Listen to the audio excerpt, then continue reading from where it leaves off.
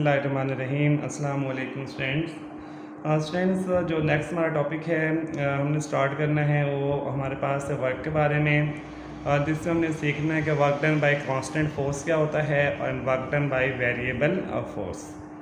तो पहले हम देखते हैं बेटा हमारे पास work done by constant force क्या है। और किसी भी बॉडी के ऊपर एक सर्टेन कांस्टेंट फोर्स अप्लाई करते हैं तो हमारे पास वर्क डन कितना आएगा, उसकी क्या इक्वेशंस बनेंगी। कब बच्चों हमारे पास वर्क डन मैक्सिमम होता है, कब वर्क डन हमारे पास नेगेटिव होता है, कब वर्क डन हमारे पास ज़ीरो होता है।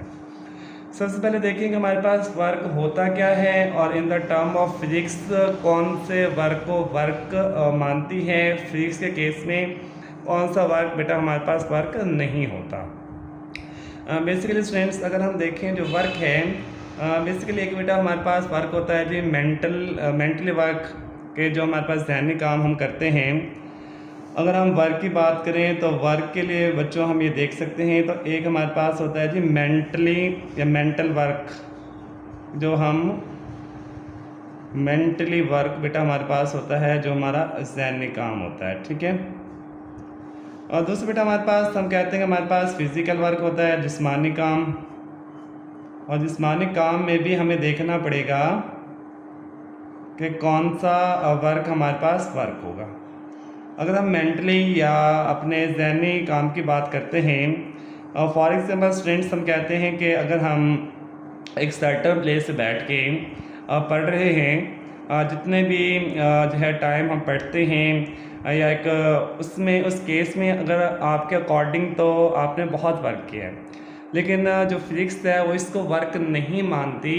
अगर आप सारी रात बैठ के पढ़ते रहते हैं, स्टडी करते हैं, तो फिज़िक्स कहते हैं कि आपका वर्क डन ज़ीरो है। फिज़िक्स के केस में कौन सा वर्क डन बेटा वर्क डन होता है। अगर हम जिस्मानी काम को देखें, फिज़िकल वर्क को देखें, तो फिज़िकल वर्क के अंदर भी हमारे पास एक सर्टन फिज़िक्स एक जो है कंडीशन लगाती है। फिज़िक्स के अकॉर्डिंग हमारे पास बेटा वर्क डन वो होगा कि जब आप किसी भी बॉडी के ऊपर बच्चों फोर्स अप्लाई करते हैं और आपकी अप्लाइड फोर्स के नतीजे में बॉडी कुछ डिस्टेंस भी कवर करती है, तो हम कहते हैं बच्चों बॉडी ने जो है बॉडी के ऊपर वर्क डन हुआ है। सपोज करें कि हमारे पास एक सर्टन बॉक्स है। अगर इस बॉक्स के ऊपर बच्चों हम इस डायरेक्शन में फोर्स लगाते हैं और जो आपकी फोर्स की ही डायरेक्शन में जो आपका बॉक्स है, ये बच्चों इसकी डायरेक्शन ऑफ मोशन है, उसी डायरेक्शन में बॉक्स मूव करता है। फॉर एग्जांपल वो पॉइंट ए से मूव करके स्टूडेंट्स एक न्यू पॉइंट बी के ऊपर आ जाता है। अब बॉडी पर फोर्स भी लगी और बॉडी ने जो है फोर्स की ही डायरेक्शन में कुछ डिस्टेंस भी कवर किया, तो हम कहते हैं बॉडी ने वर्क डन किया है। तो यहाँ से बच्चों में ये कह सकते हैं कि जो वर्क डन है वो हमारे पास डिपेंड करता है फोर्स के ऊपर और जो है फोर्स की डायरेक्शन में जो है बॉडी का तय करता फासला। तो यहाँ से हमारे पास वर्क डन आ जाएगा W बराबर है F क्रॉस S आ जाएगा, या सिंपल बेटा हम इसको लिख सकते हैं W बराबर है FS भी लिख सकते हैं बेटा। लेकिन इस केस में जो आपके लगाए गए फोर्स है इस बॉक्स के ऊपर, फोर्स आपके पास क्या होनी चाहिए, कांस्टेंट होनी चाहिए, तभी ये वर्क का फॉर्मूला यहाँ पे क्या है जी एप्लीकेबल है। सपोज करें आपके पास एक बॉक्स है या कार्ट है, आप उसके ऊपर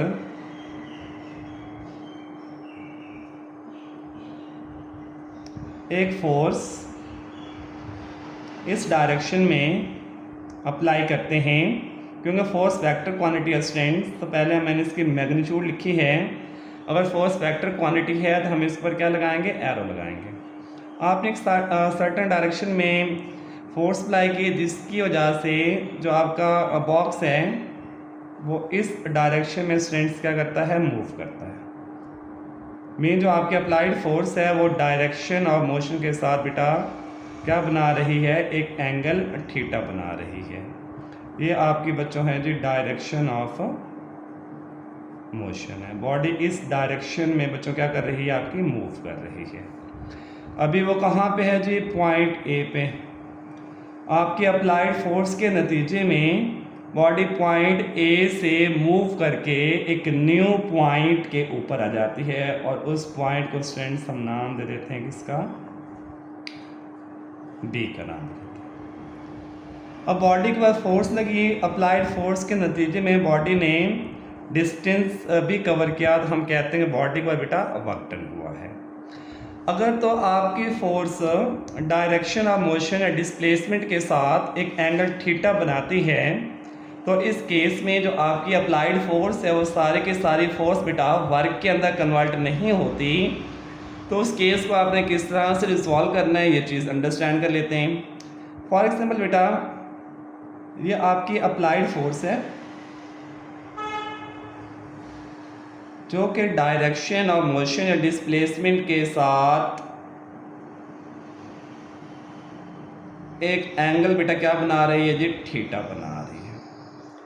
जिस तरह से सर्टन ऊपर केस हमने देखा, अब यहाँ पे आपकी अप्लाइड फोर्स डायरेक्शन और मोशन के साथ एक एंगल थीटा बनाती है। क्या यहाँ पे आपकी जो लगाई गई फोर्स है वो सारी की सारी वर्क के अंदर कन्वर्ट हो रही है, ये चीज़ चेक करते हैं।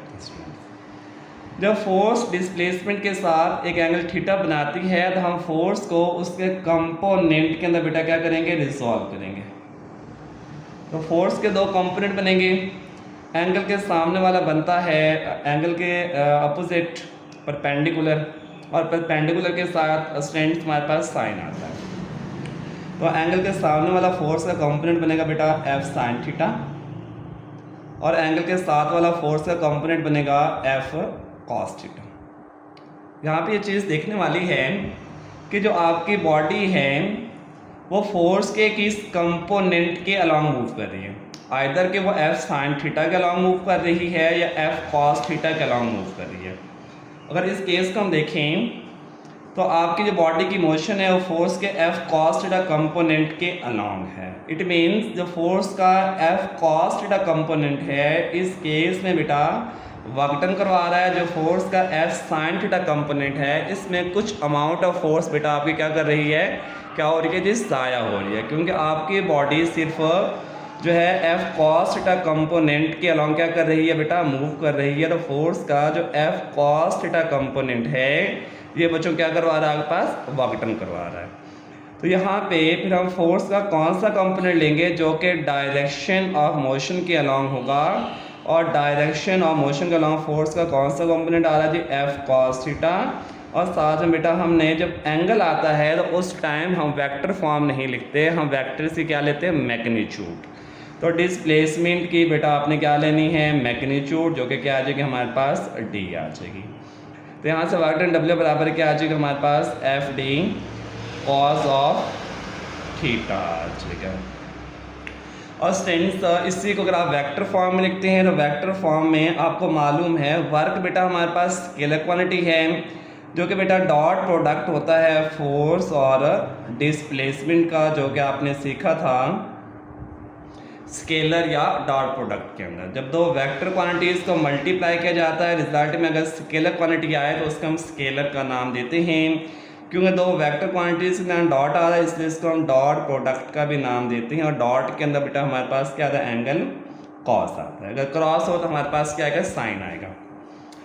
फ्रेंड्स इसमें कुछ सर्टन केसेस हमारे पास बनते हैं कि फोर्स आपके पास कब मैक्सिमम होगी और फोर्स कब बेटा आपके पास मिनिमम होगी, या फोर्स कब आपके पास जो है वर्क डन कब आपका मैक्सिमम होगा, वर्क डन कब आपका मिनिमम होगा, या वर्क डन कब आपका बेटा नेगेटिव होगा। अगर आप जिस डायरेक्शन में फॉर एग्जाम्पल आपके पास बॉक्स है, अगर आप बेटा इस डायरेक्शन में फोर्स अप्लाई कर रहे हो और आपके अप्लाइड फोर्स के नतीजे में बॉडी भी इसी डायरेक्शन में मूव करें तो फोर्स और डिस्प्लेसमेंट या डायरेक्शन और मोशन आपस में क्या है बेटा, पैरेलल हैं। जब आपस में पैरेलल हैं तो इनके दरमियान एंगल बच्चों बनेगा हमारे पास क्या, ज़ीरो।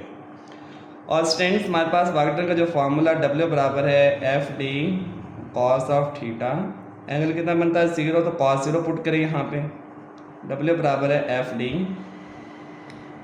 कॉस ज़ीरो बेटा आपको मैक्सिमम वैल्यू देता है 1, तो वर्क डन यहाँ से W बराबर आ जाएगा हमारे पास एफ डी। डिस्प्लेसमेंट को बेटा आप एस भी लिख सकते हैं, इसी को आप एफ एस भी लिख सकते हैं। अगर आप डी की जगह क्या लिखें बच्चों, एस लिखें।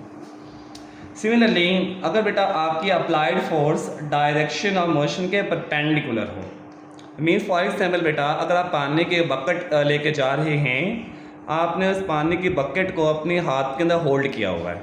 अब आपकी जो हाथ की लगाई गई फोर्स है, फॉर एग्जाम्पल अगर हम इस केस को देखें कि हमारे पास जो पानी की बकेट है, पानी की बाल्टी है बेटा, अगर आपने इसको अपने हाथ के अंदर पकड़ा हुआ है, आपके हाथ की लगाई गई फोर्स बेटा किसकी तरफ है, ऊपर की तरफ है, और जो बकेट है वो आपकी इस डायरेक्शन में क्या कर रही है बेटा, मूव कर रही है। तो इस केस में आपके पास कितना वर्क डन होगा, इस चीज़ को देखते हैं।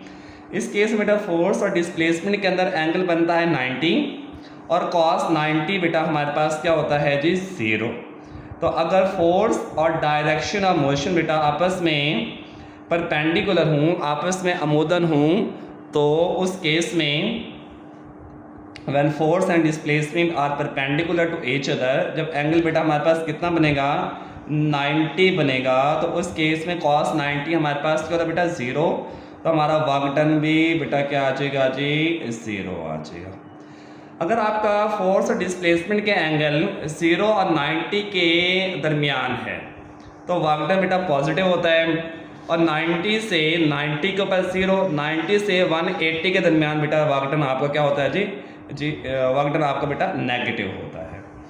इससे बेटा अगर आपके पास फोर्स और डायरेक्शन ऑफ मोशन में एंगल बेटा 180 बने, मीन्स दोनों आपस में एंटी पैरेलल हों, तो वर्क डन उस केस में, क्योंकि बेटा आप जानते हैं वर्क का फार्मूला W बराबर है F D cos of theta, और cos 180 पुट करते हैं तो cos 180 आपके पास वैल्यू देता है -1, और वर्क डन आपका बेटा क्या होगा जी, नेगेटिव मैक्सिमम होगा।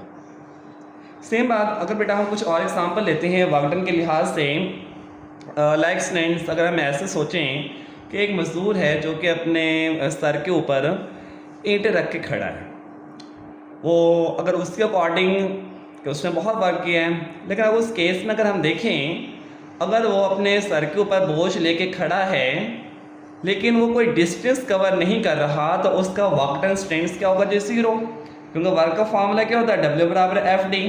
अगर S या D 0 है तो वर्क क्या आ जाएगा बेटा, 0 आ जाएगा। इस तरह स्ट्रेंथ अगर हम कुछ और एग्जांपल देखें, अगर आप दीवार के ऊपर सर्टेन अमाउंट ऑफ फोर्स लगाते हैं, उस सर्टेन अमाउंट ऑफ फोर्स के नतीजे में अगर आपकी दीवार तो बेटा मूव नहीं करेगी, आप बहुत ज़्यादा फोर्स लगा रहे हैं, आपके अकॉर्डिंग आपने बहुत वर्क किया है, लेकिन आपका जो डिस्टेंस कवर्ड है इस केस में बेटा क्या है जी, वो 0 है, तो आपका वर्क डन बेटा क्या आ जाएगा, इस केस में वो 0 आ जाएगा। तो वर्क डन उसी केस में होगा जब आप किसी सर्टेन बॉडी पर फोर्स लगाएं और उस अप्लाइड फोर्स के नतीजे में बॉडी कुछ डिस्टेंस भी कवर करे, तो हम कहते हैं बॉडी ने वर्क डन किया है। यहाँ से वर्क डन की आप डेफिनेशन और भी कर सकते हैं, लाइक बेटा आप ये भी कह सकते हैं कि आपने कंपोनेंट ऑफ फोर्स के फोर्स का वो कंपोनेंट है, उसकी वो मैग्नीट्यूड लेनी है in the direction of motion. इस तरह से यहाँ पे फोर्स का जो कंपोनेंट है डायरेक्शन ऑफ मोशन का बेटा कौन सा आ रहा है, एफ कॉस थीटा आ रहा है। यहाँ से फोर्स का वो कंपोनेंट जो कि डायरेक्शन ऑफ मोशन का लॉन्ग बेटा क्या आ रहा है, एफ कॉस थीटा, और डायरेक्शन ऑफ मोशन जो कि डी है उसकी बेटा आपने क्या लेनी है जी, मैग्नीट्यूड। तो वर्क डन W बराबर F D cos of theta आ जाएगा। यहाँ से नेक्स्ट बेटा हम देखते हैं वर्क डन का यूनिट, वर्क का यूनिट, और उसको हम ग्राफिकल मेथड से वर्क डन को किस तरह से फाइंड कर सकते हैं। स्टूडेंट हम वर्क डन फाइंड करते हैं बाय ग्राफिकल मेथड। एक ग्राफ की मदद से बेटा हम वर्क डन फाइंड करेंगे। तो ग्राफिकल मेथड से हम किस तरह से वर्क डन स्टूडेंट्स फाइंड कर सकते हैं। सपोज करें हमारे पास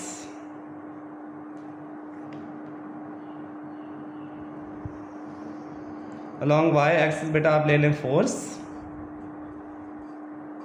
अलॉन्ग एक्स एक्सिस बेटा आप ले लें जी डायरेक्शन ऑफ मोशन या डिस्प्लेसमेंट एस ले लें या डी ले लें। बेटा आप किसी ऑब्जेक्ट के ऊपर एक कांस्टेंट फोर्स एक सर्टन डिस्टेंस तक अप्लाई करते हो। ये जो आपके अप्लाइड फोर्स यहाँ पे कांस्टेंट है, फोर्स आपके पास चेंज नहीं हो रही, एक सर्टन डिस्टेंस तक बेटा आप एक कांस्टेंट फोर्स अप्लाई करते हो। जिससे आपकी बॉडी इतना डिस्प्लेसमेंट क्या करती है बेटा, कवर करती है। अब आपकी अप्लाइड फोर्स इतनी है जो कि कांस्टेंट है, चेंज नहीं हो रही, हॉरिजॉन्टल लाइन बता रही है कि आपके लगाए गए फोर्स कांस्टेंट है, और आपके लगाए गए फोर्स की वजह से बॉडी ने यहाँ से यहाँ तक बेटा डिस्टेंस अटैक किया। आपने इसका वर्क डन फाइंड करना है, किस तरह से करेंगे। अब वर्क डन बेटा हमारे पास क्या होता है, W, अगर ग्राफिकल मैट्रिक्स आप फाइंड करना चाहते हो ना, area under the graph, area under the graph, area under the graph बेटा हमारे पास क्या आ जाएगा, वर्क डन। ये जो ग्राफ बना है इसका आपने क्या लेना है जी, एरिया। तो इस पोर्शन को आप क्या कर देंगे जी, शेड कर देंगे, फील्ड कर देंगे। ये जो शेडेड पोर्शन बना है बेटा, ये जिस चीज़ की शेप बन रही है, इस एरिया जो ग्राफ है इसके नीचे वाला अगर आप एरिया लेते हैं, जो भी शेप बनेगी वो स्टूडेंट्स आपके पास क्या आ जाएगा जी, वर्क डन आ जाएगा। तो ये अगर स्टूडेंट्स हम देखें तो किसकी शेप बन रही है हमारे पास, रेक्टेंगल की। तो हम लिख सकते हैं जी एरिया ऑफ रेक्टेंगल, और रेक्टेंगल का एरिया बेटा क्या होता है जी, लेंथ मल्टीप्लाई बाय विड्थ, और यहाँ पे इसकी जो विड्थ है बेटा क्या आ रही है हमारे पास, f, और इसकी लेंथ कितनी आ रही है जी, d। तो वर्क डन कितना आ जाएगा हमारे पास, f डॉट d। अगर आप इसको s लेते हैं तो s भी आ सकता है।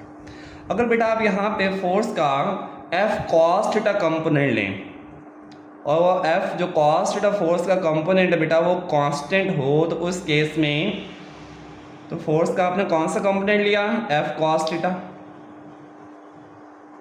और डिस्प्लेसमेंट बेटा आप s भी ले सकते हो, d भी ले सकते हो। तो d इसको रीअरेंज करें तो ग्राफिकल मैट्रिक्स बेटा क्या आ जाएगा जी, एरिया अंडर द ग्राफ। यहाँ पे ये किस चीज़ का एरिया बन रहा है जी, रेक्टेंगल का, तो क्या आ जाएगा, f d cos of theta आ जाएगा। तो इसके अलावा बेटा हमारे पास जो वर्क है, जो वर्क की हमने इक्वेशन निकाली, W बराबर है F डॉट S। वर्क का यूनिट बेटा हमारे पास क्या होता है जी, जूल होता है। Work is the form of energy, और एनर्जी का यूनिट भी जूल, और वर्क का यूनिट भी जूल होता है। अगर आप यहाँ से 1 जूल को डिफाइन करें कि हमारे पास वर्क डन 1 जूल कब होगा, तो सारे क्वांटिटीज को 1 1 लें। फोर्स का यूनिट क्या है जी, 1 न्यूटन, डिस्टेंस भी आप 1 मीटर लें। अगर आप किसी बॉडी के ऊपर 1 न्यूटन की फोर्स अप्लाई करें, और 1 न्यूटन की लगाई गई फोर्स की वजह से बॉडी 1 मीटर का डिस्टेंस कवर करे, तो हम कहते हैं वहाँ पे वर्क डन बेटा कितना होगा हमारे पास, 1 जूल होगा। 1 जूल बराबर है 1 न्यूटन मीटर के इक्वल होता है। ये था बेटा आपका वर्क डन।